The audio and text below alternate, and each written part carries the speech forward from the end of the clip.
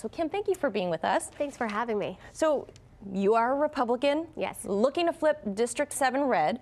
Not only is that district heavily blue, but elsewhere across the country, African Americans tend to vote Democrat. Why do you think that is? Why is so much of the black community Democrat historically?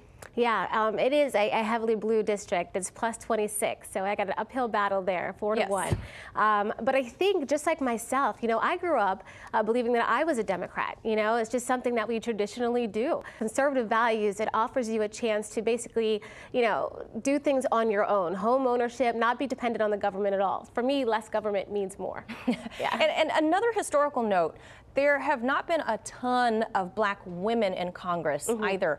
What would winning this seat mean to you as an African American woman, and what does this represent for your community, regardless of your party? Yeah, I want people to judge me on the work that I can do and what qualifies me for the position, not really my race or my gender. That's great, and I hope it brings some representation to so many young women growing up and thinking that this position can't be filled by a black woman. I hope they look at that and say, wow, that could be me one day. But at the same time, I want them to judge me based on my work, for sure. I went and interviewed people and asked them, how did you feel about what the president said? And everyone's like, well, he wasn't lying. He's serious. I mean, that's what's going on here, I just posted a video today of more blight, and it's like the illegal dumping is out of control in this area. And I think sometimes that message is confused. They think maybe it's the community not taking care of their property, but we have people that come in from out of the city and dump in those areas, and some people aren't able to move it on their own. If you're a senior citizen and you can barely walk, how do I expect you to move a couch?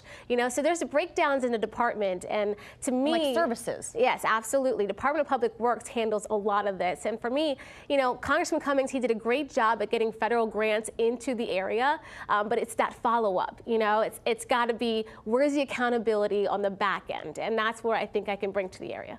And you also founded a nonprofit organization called Potential Me, which focuses on workforce development for disadvantaged women. You're also a proponent of oral contraceptives going over the counter, which might surprise a lot of people because you're Republican.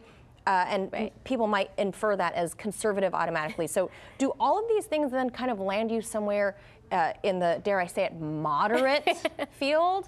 Right, in this time where it's so polarizing, right? No, I am a moderate Republican.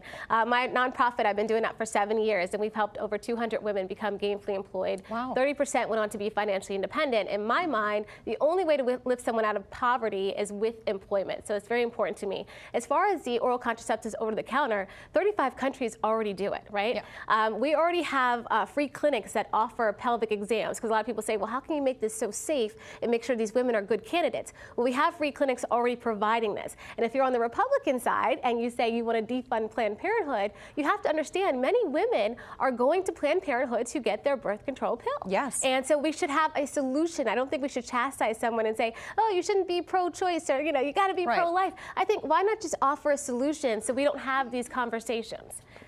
Lastly, do you think Congress is so divided now that there should be more people like you on the left or the right, so people can be moderate and go back to doing lawmaking? Yeah, definitely. That's what they're getting paid to do, supposedly, right, with our tax dollars. But you know what's so fabulous about this whole oral contraceptive over-the-counter idea?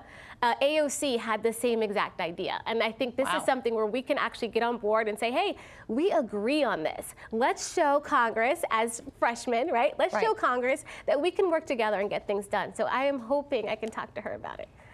Congressional women. See, that's where it comes into play. Thank you so much for coming in all the way out of Baltimore, fighting the traffic to get here to downtown D.C. Kim Klacik, we wish you luck on your campaign. Thank you. Please come back. Thank you. Thanks for having me.